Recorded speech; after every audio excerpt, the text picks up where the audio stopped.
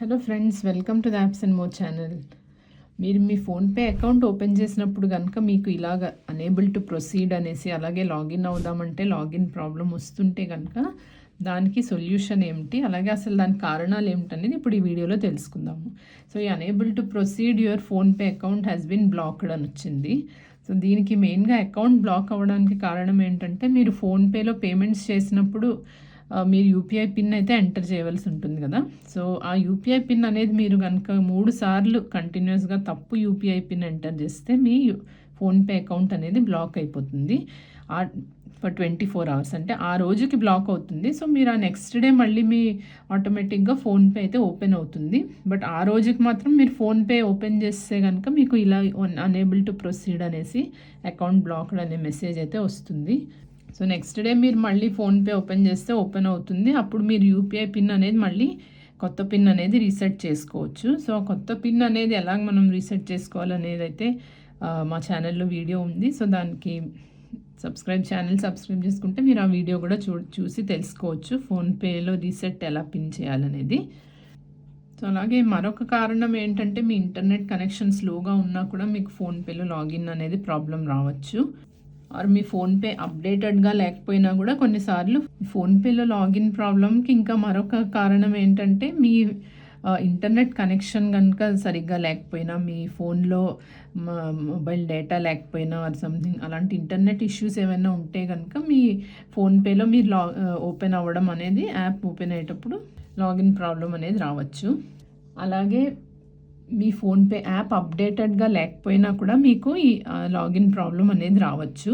So దానికోసం ఏమిటంటే, మీరు ముందుగా ప్లే స్టోర్లోకి వెళ్ళి ఇక్కడ ఫోన్పే అని సెర్చ్ చేయండి. ఫోన్పే అని సెర్చ్ చేసినప్పుడు మీకు ఇక్కడ ఫోన్పే యాప్ దగ్గర అప్డేట్ అని వస్తే కనుక మీరు దాన్ని అప్డేట్ అనేది చేసుకోండి ఫస్ట్. సో అప్డేట్ చేసుకున్న తర్వాత అప్పుడు మళ్ళీ ఓపెన్ చేసుకుంటే కనుక మీకు యూజువల్గా ఫోన్పే బాగానే ఓపెన్ అయిపోవాలి. సో అప్పుడు కూడా ఏదన్నా ప్రాబ్లం వస్తుంటే కనుక ఫోన్పే యాప్ మీద క్లిక్ చేసి హోల్డ్ చేసి ఉంచితే ఇక్కడ మీకు ఈ విధంగా కనిపిస్తుంది. ఇక్కడ పైన ఐ అని ఉంది కదా, ఇది యాప్ ఇన్ఫో అనమాట. ఇక్కడ యాప్ ఇన్ఫోలో మీరు స్టోరేజ్లోకి వెళ్ళి ఇక్కడ చూస్తే కనుక ఇక్కడ క్యాషే అండ్ డేటా ఇవి క్లియర్ చేయవలసి ఉంటుంది. సో ఈ స్టోరేజ్లోకి వెళ్ళాలంటే కనుక మీరు ఫోన్పే యాప్ మీద ఇలా హోల్డ్ చేసి ఉంచితే కనుక దాన్ని కొంచెంసేపు టచ్ చేసి ఉంచితే ఇక్కడ ఈ ఓపెన్ అవుతుంది. ఐ అని దాని మీద వెళ్ళాలి. లేదా సెట్టింగ్స్లోకి వెళ్ళి ఇక్కడ కూడా మీరు యాప్స్ అని వెతకండి. సో ఇక్కడ యాప్స్ కనిపిస్తుంది కదా, సో ఈ యాప్స్లోకి వెళ్ళాలి. ఇక్కడ మళ్ళీ ఫోన్పేని సెర్చ్ చేయండి. సో ఇక్కడ ఫోన్పే ఉంది కదా, సో ఈ ఫోన్పే మీద క్లిక్ చేస్తే మళ్ళీ ఇదే ఓపెన్ అవుతుంది. సో దీనికి షార్ట్ కట్ ఏంటంటే, మనము ఇక్కడ ఫోన్పే ఐకన్ మీద ఇలా హోల్డ్ చేసి ఉంచితే ఇక్కడ కనిపిస్తుంది ఫోన్పే అని, దాని పక్కనే ఐ అని చిన్న బటన్ ఉంది కదా, దాని మీద క్లిక్ చేయాలి. సో ఇక్కడ నుంచి కూడా మీరు స్టోరేజ్లోకి వెళ్ళి మీ క్యాషే అది క్లియర్ చేసుకోవచ్చు, మెమరీ అది క్లియర్ చేసుకుంటే ఒక్కొక్కసారి దానివల్ల కూడా ప్రాబ్లం అయితే వస్తుంది. సో ఇక్కడ క్లియర్ క్యాషే అనేసి చెప్పచ్చు.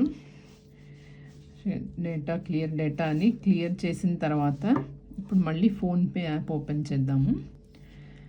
సో ఇక్కడ మళ్ళీ ప్రొసీడ్ టు లాగిన్ అని వచ్చింది కదా, సో ఇక్కడ ప్రొసీడ్ టు లాగిన్ మీద క్లిక్ చేద్దాము.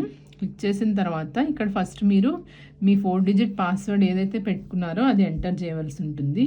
ఒకవేళ మీకు పాస్వర్డ్ గుర్తు లేకపోతే కనుక అప్పుడు కూడా మీకు తప్పు పాస్వర్డ్ ఎంటర్ చేస్తే కూడా మీకు లాగిన్ ప్రాబ్లం అయితే వస్తుంది.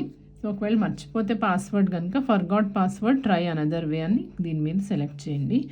అలాగే login by sending SMS, so దీని మీద క్లిక్ చేద్దాము. క్లిక్ చేసిన తర్వాత సెండ్ ఎస్ఎంఎస్ అని ఇక్కడ క్లిక్ చేయాలి.